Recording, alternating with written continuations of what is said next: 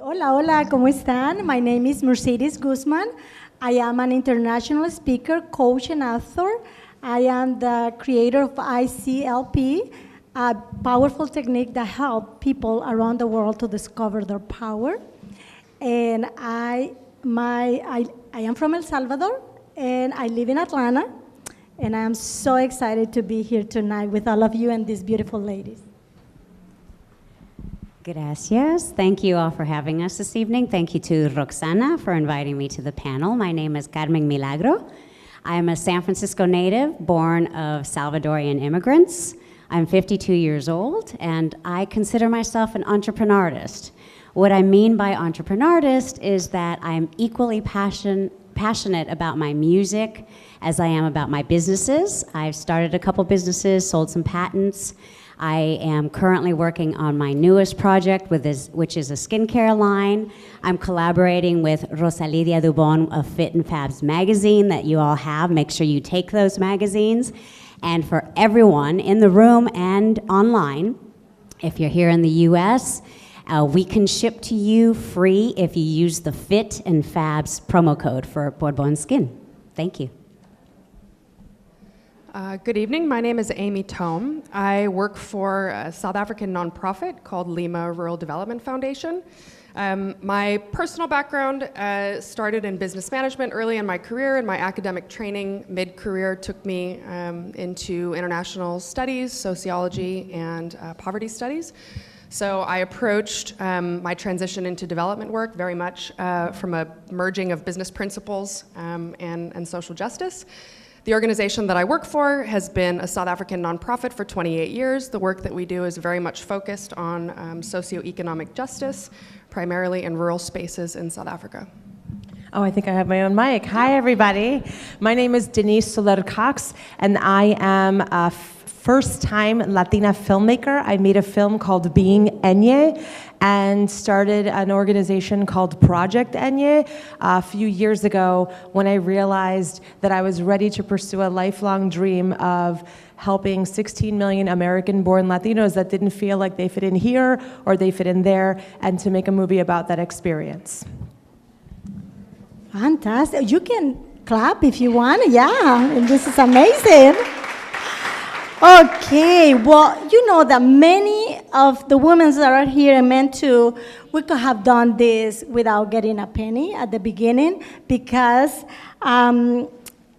financial independence is more than a paycheck. Walt Disney was asked one time, why are you making money? And the answer was, I want to make money to continue making movies. Okay, what is your passion? Why did you start what did you started?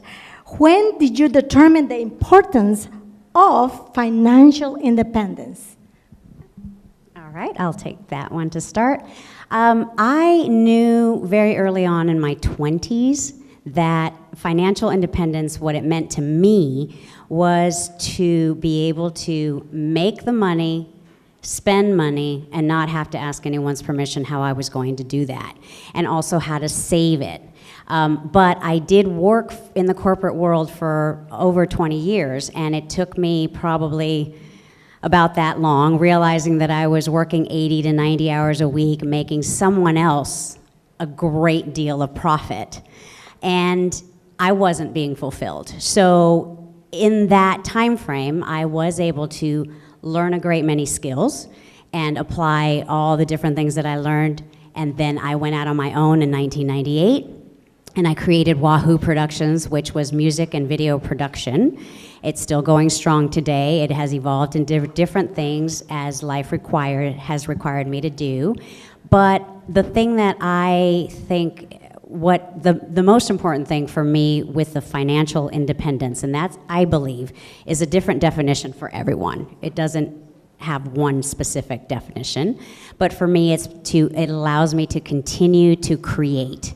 I love to create something out of nothing, whether I'm writing music or creating companies or inventing something. So that's what that means to me. I suppose the importance of financial independence early in my life was cemented by the environment in which I grew up. I mean, I'm a product of a teenage pregnancy, and my mom dropped out of high school, in order to have me. So the model for me of the importance of being financially independent, was in place from a very early age. But I think in my career and in the work that I do, because that's much more of where I'm focused right now, and working towards financial independence for African women. And I say that first with with two quick prefaces. One, which is I'm the only non-African foreigner who works for my organization, and fully acknowledging that there is always a risk of social and cultural appropriation. The irony of me being white and American working with African women is not lost on me. But that being said, in my post-grad work and the research that I was doing out in the field, particularly in rural communities, seeing the constraints that are placed on rural women, particularly in a country where a really powerful history of institutionalized inequality has disempowered rural women probably more than any other population. So the importance of helping women to have choices, to have skills and abilities, and to be able to leverage those choices is what financial independence means to me, and kind of where it came from. Oh, no, that's okay. So financial independence for me, I'll just be really honest. My father passed away when I was 13, leaving my mother with the burden of taking care of 3 kids by herself and making my childhood feel like we didn't lack for anything.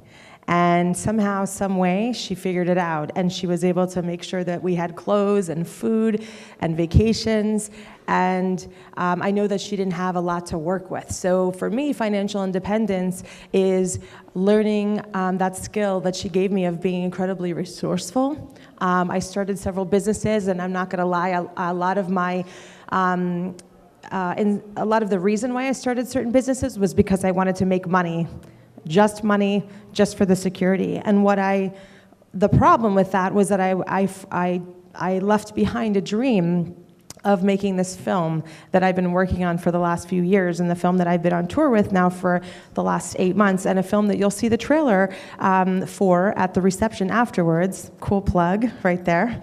And I guess get some really good mole too. Anyway, so for me, financial independence, what it's evolved into for me has been being able to intersect my passion and what I believe my life purpose with being able to make money while doing it. And I do believe that those two things can align. It definitely takes a lot of creativity and some resourcefulness and a lot of hard work, but I believe that it's possible for anyone. Beautiful, beautiful. For me, financial independence started when I was, I think, 13 years old, working at the marketplace. I come from a very, my parents didn't went to school, and that put me in a path where I decided to make my own money, buy my own stuff, and I didn't want to ask for no one. But the next question is about, when did you really felt that this was your path? When really you say, oh, this is what I want to do? Thank you. At the beginning of my journey, I know I didn't have any doubt whatsoever. That doesn't mean that I didn't have hard times and challenges and obstacles, but I knew that I was on the right path because it was my path. And it wasn't anyone else's definition of what I should be doing or how I should be doing it. And I would say in 1998, when I started my music and video production company, and I was learning along the way, and I was asking for help, and I was kind of finding my way, the validation didn't come from me until 2007. In 2007, in July, I was flown to Tokyo, Japan. I auditioned, that was a Tuesday. I auditioned on Thursday, flew home on Friday, and by Monday I had learned that I had been hired for a 4-month gig as the headliner at the Grand Hyatt Maduro Lounge in Roppongi Hills in Tokyo, after being told that I would never be able to sing in an international format, that I didn't know how to sing, that I didn't know anything about the music business, and what was I thinking? So 2007 is a very special year for me. That's awesome. Yeah. In the work that I've done in Lima in the last couple of years, I was managing primarily a farmer support program, which is focused on agricultural livelihoods. And I was working with a young woman. We resurrected a seedling nursery, and she was just a clerk. We relocated her into this remote rural area from somewhere else in the organization. She was a clerk. And over the course of about a year, and a lot of really close mentorship and encouragement and hand-holding, over time, she actually now is a part owner of that. It's a micro enterprise, it's a small business, but this is a woman who is now the breadwinner in her family. She's a single parent. She's going to be helping put some of her siblings through school. And the ability to do that, the opportunity, helping to create a space for something like that to happen, and then watching it happen, and being part of that is absolutely, that was a milestone and a marker for me, and just validated what I feel is the sort of deep and abiding commitment behind the work that I do. I always knew that I could take care of myself. I was definitely one of those kids that had the lemonade stand. Then I sold like handmade barrettes at church, and I would make stuff, and my mom would support me, and all of her friends would own all of the things that I made. And so I was like, wow, I would get checks from people at 10 years old, and I'm thinking, man, like, life is awesome. I am so, like, I can just take my talents and the things that I'm interested in, and people will buy them. And so at a very young age, I realized that with the things, my God-given talents, that I was able to translate that into money. And so no matter how hard anything gets for me in my journey, I always know that as long as I can bring value to other people, that I'll be all right. Beautiful. 2004, after many up and downs, I decided to start teaching principles to the Latino community in Atlanta. And for the response that I got, starting with 8 people and then ended up with 60, 70 people coming to the classes, I knew that I was in the right path. And that let me be in Forbes magazine and CNN and all of those, because I didn't start it with, oh, I want to have a company. And last year I was granted the Entrepreneur of the Year in Atlanta. And that's beautiful, because I was not looking for those things. And when you are in your right path, it's like a door's opening for you, and you start feeling this help from wherever it comes from, on the other sides or whoever, but doors start opening for you. I'm so glad that you guys are in this world and you're inspiring people with your presence. Okay, now, what economic independence, financial independence look like for you guys? For me, as I mentioned before, it allows me to make my own decisions and take the risk that I want to take, and that's not without consequences. There's lots of mistakes that I've made, there's mishaps, there's misjudgments, but it continues to allow me to be creative in everything that I do and the way that I do it, and that's where I thrive. I believe that it is a part of my wiring to constantly want to be creative, mostly in music because that's my passion and I live to share that, but also in the way that I have, lived my life and navigate through life, as well as creating my companies. And the latest venture is something that even I thought I was crazy when I started it, and it's this whole realm, this whole world that I don't know anything about, and I've had to educate myself. But I wouldn't be able to do that if I didn't have, revenue and income to allow me to do that. That's what it looks like for me. Thanks. On a personal level, I think financial independence looks like autonomy. I work in the nonprofit sector. Those of us who do know that we're not in it to be rich. I'm in it for very different reasons. So personally, I try to keep my personal overhead as modest as possible so that I can continue to do work that's important to me and that's meaningful. For the women that I work with, it is still about autonomy, but that autonomy has to come from an enabling environment. So, it's about helping women, one, get the skills and the education that they need so that they have more value to contribute. And then it's about helping to influence other sectors and areas of life so that they have the opportunity to take advantage and to leverage those skills.